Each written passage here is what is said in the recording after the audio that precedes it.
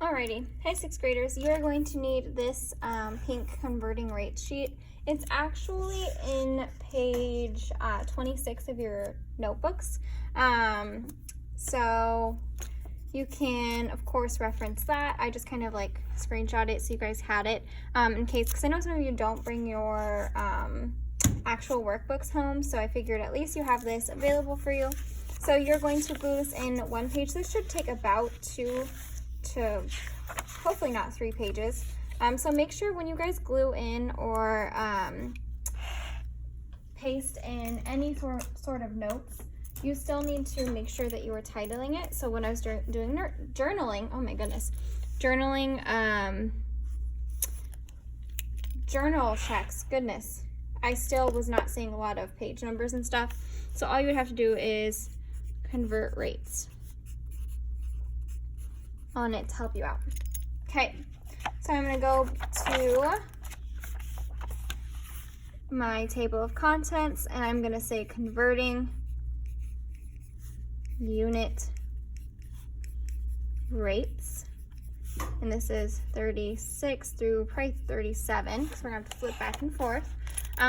So hopefully you can see this okay. I'm going to move this just a little bit. Okay, great. So we have converting rates. Okay, so again, title, converting unit rates.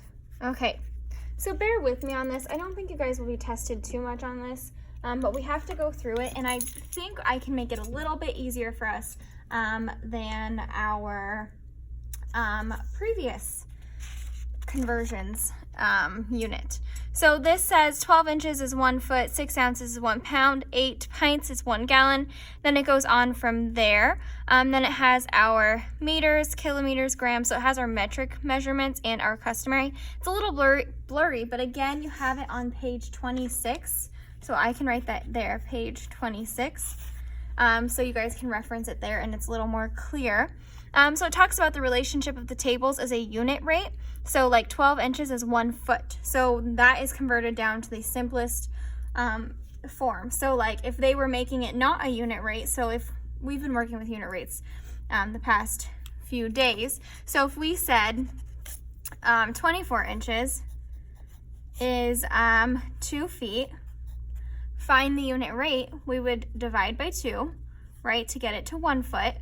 So we would divide by 2. We get 12 inches equals 1 foot. So that's what that is. 12 inches and 1 foot. That's the unit rate. So let's talk about for, let me see if it has miles and feet. I don't see miles and feet. So let's write that out because you will kind of reference that a little bit or maybe need it. So let's say 1 mile equals 5,280 feet. 10 miles equals 52,800 feet. And then 1 hour, so again with time now, so this is distance,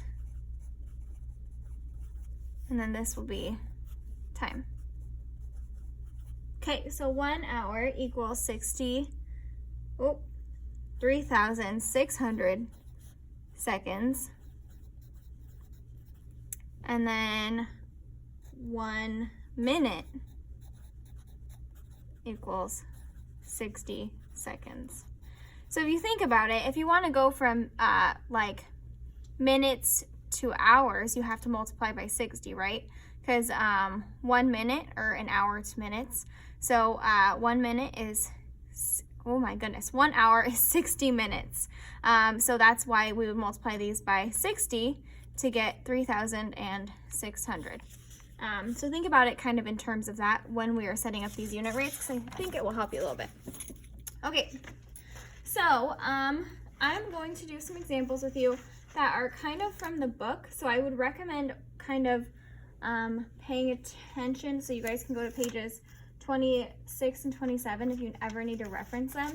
But we're going to write it down as notes because, again, I know a lot of you take your notebooks home rather than your big workbooks.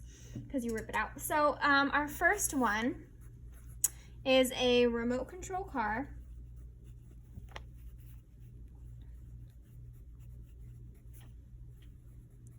And it travels at a rate of 10 feet per second. Okay. So if we were to write that, we would write that as 10 feet. Again, this is a unit rate to 1 second. Okay, but we want to get it to, so turn into inches per second.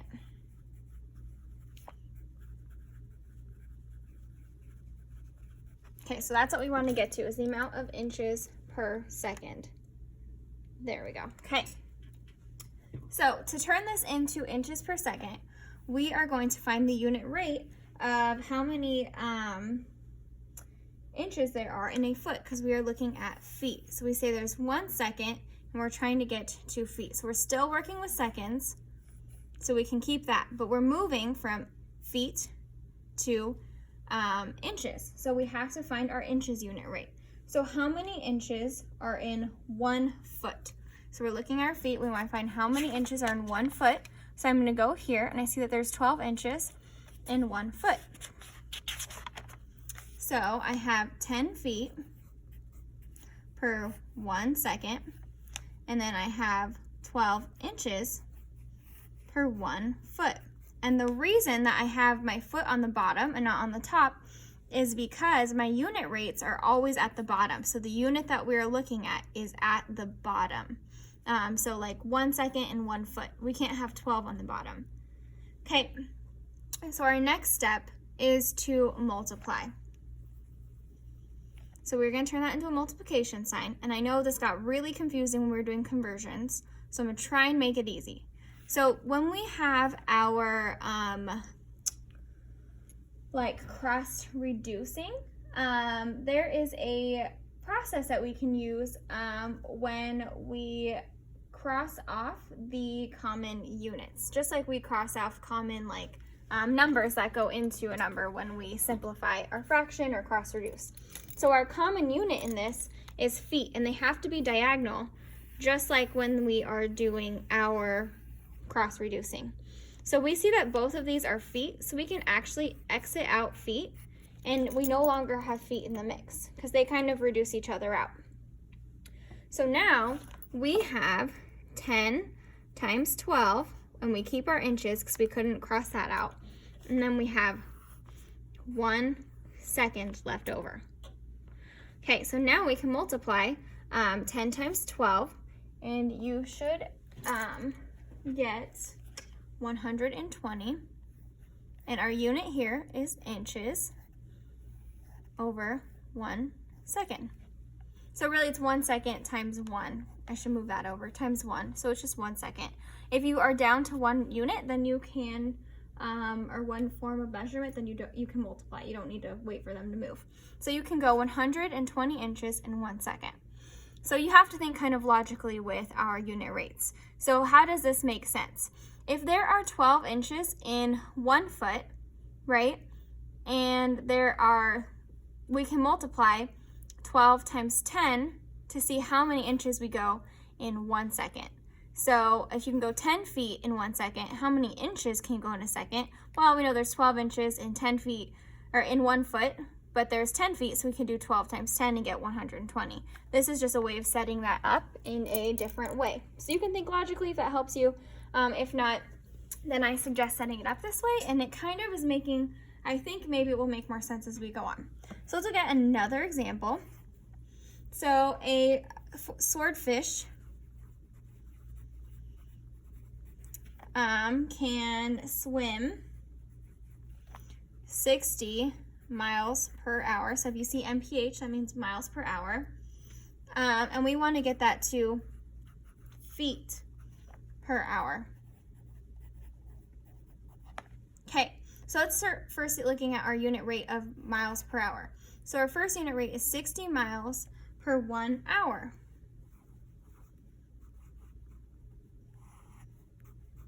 Okay, but we want to see how many feet we can go in an hour, okay? But we need to first convert to how many feet are in a mile, right? Because we have mile and we're looking for feet. So we need to go here and see, okay, 1 mile equals 5,280 feet. Okay, so we want to find how many feet are in that mile so we can easily convert it. So we're going to set it up that 1 mile, again, our units are at the bottom, so our ones are at the bottom, is 5,280 feet. Okay, so now we have a multiplication problem, and we are saying that there's that many feet in 60 miles, so really we could just multiply those two to say, like, oh, for 1 mile, there's 5,280 feet. But we're going to have that many per, 1 mile, but we have 60. So we can multiply those two. But if you want to set it up this way, it's a little more helpful to think it out.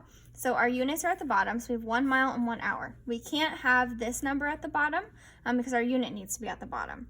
So, and that's what helps this method work. So we're going to cross reduce. So we're going to get rid of our common units, so our miles, we can exit them out.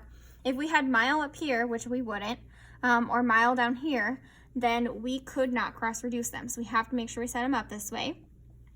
Okay, so now we have 60 times 5,280 feet over, cross off our mile, so it's 1 hour times 1. So really you can just know that you're looking at, your answer will be feet over hour, so that these don't mess with you, and then you can just kind of cross them off.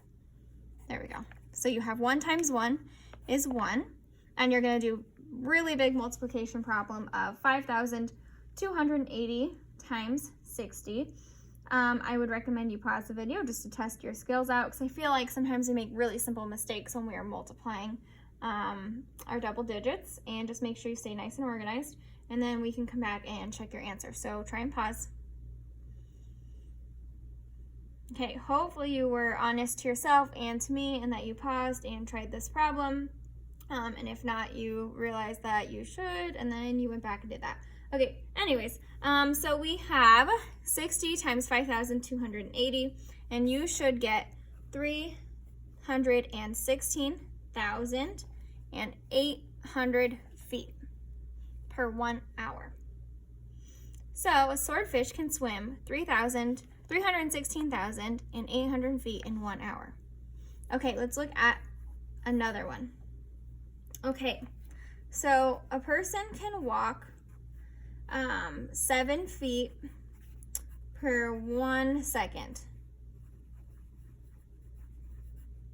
Okay, and we want to find out how many feet per hour. So that's what we want to get to. Okay, so now we're looking at feet per hour. So we can walk 7 feet per 1 second. Let's write that as a unit. So 7 feet per 1 second. And we want to get how many feet per hour. So we need to get to 1 hour, right? Okay. Well, actually, this one's kind of complicated. So we can't just go from seconds to hours, because we would need to know how many seconds are in an hour. So we are going to, actually, does it say how many seconds is in an hour? Ah, perfect. 3,600 seconds. Okay. Okay, I'm actually going to show you the way the book sets it up and talk you through that, because I think that's confusing, but it kind of helps a little bit, because we don't know how many feet that you can walk per minute even, right? Then we have to go to hours. Okay, actually, we can do it. Okay, so if you can do 7 feet per 1 second, there are 60 seconds, right? So we have 60 seconds and go 1, okay, we're just gonna think logically about this one. I just really don't want to confuse you. We can do it 2 ways. Okay, so we know that there's 7 feet in 1 second, but we can go 60 seconds is 1 minute, right? So 7 feet, and if each second, right? So then we would do 7 times 60. So 7 times 60. So we should get 420. You can do your long division to check that out. So 60 times 7, so 0, and then 42. Okay, the reason we did this is because you can walk 7 feet in 1 second, but there are 60 seconds in a minute, right? So to get to 60 seconds, we multiply them by 60. So the way we would set that up is 60 seconds. We can go, See, that's why I don't want you to put anything under it because that's going to confuse you. So that's how you do it. Okay, great. So we can go 7 feet in 60 seconds. So that really is 420 feet per 1 minute. Okay, so now we want to get to hours. So how many minutes are in an hour? Well, just like we did that, we know that there's 60 minutes in 1 hour. So 60 minutes equals 1 hour. So we have 1 minute and we need to get to 60. So we have to multiply this by 60. So 420, let's see where I can find room, 420 times 60, right?